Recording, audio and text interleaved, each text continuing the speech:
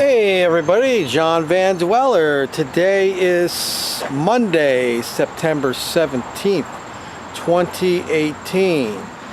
And I'm just doing a follow-up video because I just made one about, I don't know, a month ago maybe. Just giving an update where I was at. And right after I made that video, I had a little problem that turned into a big problem with my vehicle, and I'm going to show you right now. Let me get some light here. What happened is my water pump broke. I went to move the van because I had fixed something. I went to move the van and it was making all kinds of racket and water was leaking, and I had to put another water pump on it. Unfortunately, this water pump that was on it is the original water pump, and there's the water pump right there. And the big problem I have, because I've done water pumps before, it's not a big deal, is there was bolts. Let me show you something. These bolts, they go in here, here. You can see where one right there is snapped inside there. It gets all corrosion in there. It's like glue to the bolts. So I had a couple bolts, you're looking at them right there, they snapped. They were stuck in there. It was it was terrible to get it off. Terrible. And I'll just show you, when you have a bad water pump on a vehicle like mine, this is the key right there. See that movement? You hear that noise? There's bearings in there and they go. And you get that play. That's what happens. So what I had to do to get those bolts out, because I'm really in a pickle here. I don't have money to go buy another vehicle at the moment. I had to go buy this torch, and you had to use MAP gas, because if you got to get a bolt out or something, you can't use propane. It's not enough. I really would want to have a acetylene gas, but that doesn't work. It can't get that. So I had to spend $50 on this canister and this torch thing right there. And I had to heat everything up, and the purpose of heating up is get all the corrosion that are on these bolts. I don't know if you can see it or not, but the heat will eat up that corrosion, and with a miracle I got it done, because I have a real problem here, because without getting those bolts out of these holes, see right there, those holes right there, there, and then right down there, oh, they were tough. But I got it. And, you know, my big thing I worry about is the van has been stuck here. I can't move it. And it's been stuck here ever since I made that last video. And not that the landlord says anything, but I don't want that to happen. I don't want to get to that point. I don't want anybody focusing in on my vehicle. I want that vehicle to be able to move, and so that's kind of where I've been stuck. And it was kind of rough with the hot weather, because I couldn't move the van to a more open area where I could get a breeze, because you see there's no windows, and that's what I had to do. Now fortunately, and I recommend this to anybody that's going to live in a van, you got to have two vehicles. You really do, because there's two reasons. One, if your van breaks down, in my case, you have another vehicle to get around in. And the other reason to have a second vehicle, so that you're not using your van all the time, because your van is your security. And when you lose that security, you got a problem. So fortunately, I actually have three vehicles. I have a vehicle which I use for work, to do my side work with, keep all my tools there. I got the van, which I sleep in. I keep that registered and insured.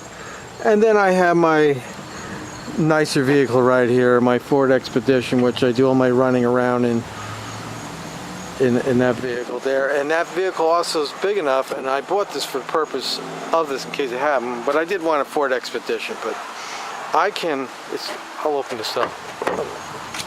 Let me hit the lock. It's very roomy in here. One of the reasons I bought this is that, excuse the mess, but you can drop the seat down. You can basically sleep in there. There's enough room in here to sleep.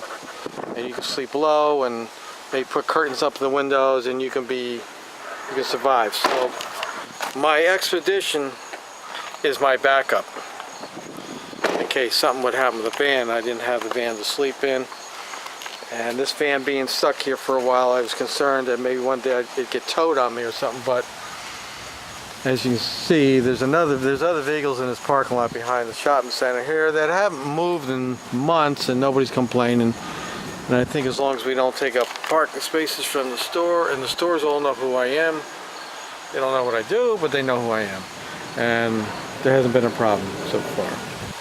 So that's where we're at, September 17th, and we had some real hot weather the last few weeks, and it was rough living in that van. I was sleeping in the van, I should say. I'm sweating bullets, you know. That I had that thermometer up here. Where's that? Right there. And that thing was getting, when it approached 90, boy, you know you're going to be hot. Ooh, was it hot. It was just sitting there sweating, and it was very humid in New Jersey. And we finally got a break the last few nights.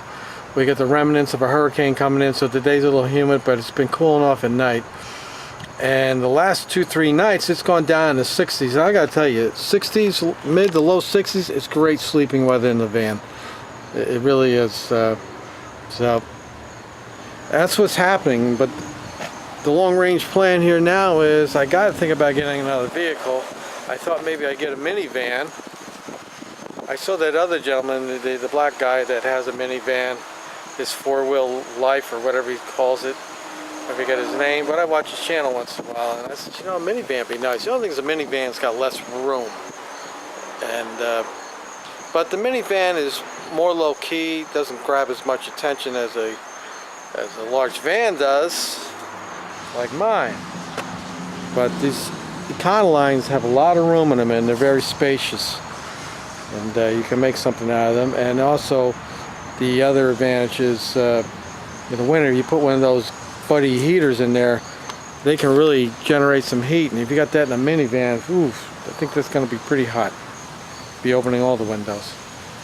So, well, that's where we're at. I'm in good spirits. I'm doing well. Everything is fine. I've got my health, and I can't ask for anything more than that. I've got some good friends around me. I work for good people. You know, I gave up working those extra hours, and that gave me extra time for the summer. You know, I literally had so much free time this summer to go out and enjoy the nice weather, and that's exactly what I did. And now that the fall is coming here, I do plan on in October to take on another job. I didn't do it last year. I said I would, and I didn't. I ended up just working the one job and some side work that I do. But I definitely do plan on getting a part-time job. I really don't want to work a full-time job with my other job. So I'm looking to get something that's 20 hours, 25 hours, not too labor intense, get too old for the labor. Anyway, this is John Van Dweller. Thank you for watching my channel. I always like to hear from people. Like, share, subscribe. Just because we're homeless doesn't mean we're bad people. And I don't consider myself homeless. I have a home.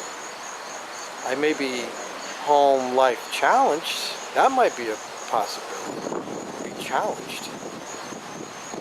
Think about it. Till next time, take care, be well, be safe.